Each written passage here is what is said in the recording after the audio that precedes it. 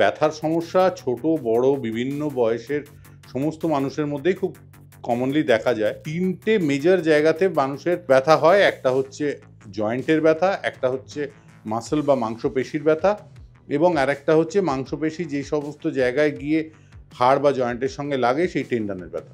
বেশিরভাগ মানুষ ব্যাপারটাকে তেমন গুরুত্ব দেন না। আচ্ছা ঠিক আছে, একটু ব্যথা হচ্ছে, ও সেরে যাবে, বয়স হলে ব্যথা হয়, এই ধরনের যে একটা মনোভাব, এটা কিন্তু আদতে ভীষণ ক্ষতিকর। একটা বড় পার্সেন্টেজ অফ পপুলেশনের মধ্যে আমাদের ভিটামিন ডির অভাব পাওয়া যায়। যে জিনিস থেকে আমাদের ভিটামিন ডি তৈরি হয় সেটা হচ্ছে সূর্যের আলো। ভিটামিন ডি এমন একটি ভিটামিন যেটা আমাদের শরীরের মধ্যে একটা বিশেষ ধরনের পদার্থকে আলোর সাহায্যে ভেঙে নিজের মতো করে তৈরি করে নিতে পারে।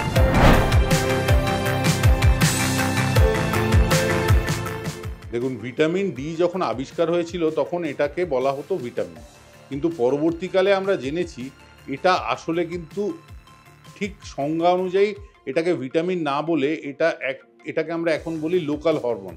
অর্থাৎ ভিটামিন সবসময় বাইরে থেকে সরবরাহ করতে হয় শরীরকে, কিন্তু ভিটামিন ডি এমন একটি ভিটামিন যেটা আমাদের শরীরের মধ্যে একটা বিশেষ ধরনের পদার্থকে আলোর সাহায্যে ভেঙে নিজের মতো করে তৈরি করে নিতে পারে। ঠিক আছে, তো সেই জন্য, এবং এই ভিটামিন ডির শরীরের হেন কোনো সিস্টেম নেই যার ওপর ভিটামিন ডির কাজ পাওয়া যায়নি।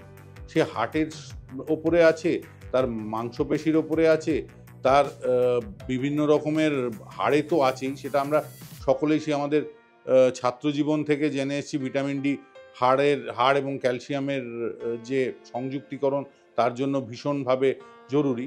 কিন্তু এছাড়াও ভিটামিন ডি কিন্তু শরীরের নানা শারীরবৃত্তীয় কাজে ভীষণভাবে সংযুক্ত থাকে।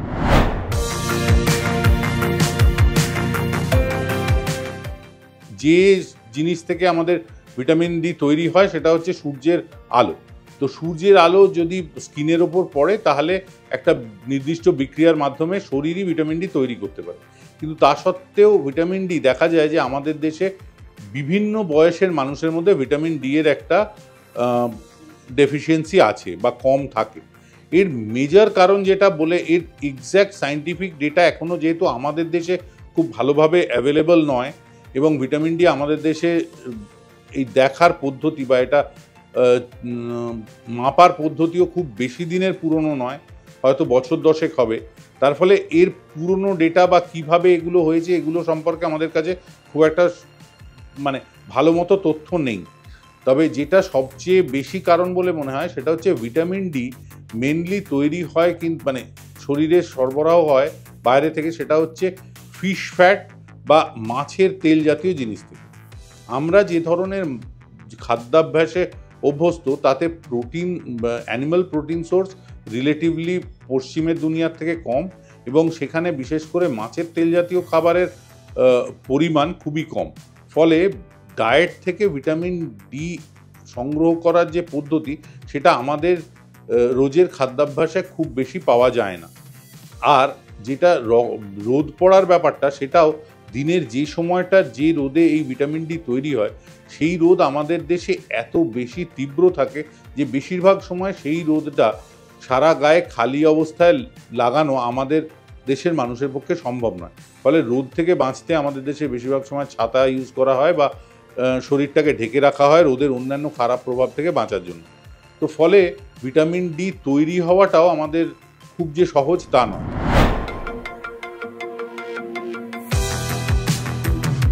একটা বড় পার্সেন্টেজ অফ পপুলেশনের মধ্যে আমাদের ভিটামিন ডির অভাব পাওয়া যায়, এবং সেই অভাবের জন্য তবে এখন আমাদের খুব সহজে নিরাপদভাবে তাকে ঠিক করার ব্যবস্থা রয়েছে। এখন বিভিন্ন রকম ভিটামিন ডি সাপ্লিমেন্টস অ্যাভেলেবল, সেগুলো যদি সত্যি ভিটামিন ডি কম পাওয়া যায় নির্দিষ্ট ডাক্তারবাবুর পরামর্শ নিয়ে সেই ভিটামিন ডি সাপ্লিমেন্ট খেলে এই সমস্যা থেকে মুক্তি পাওয়া সম্ভব।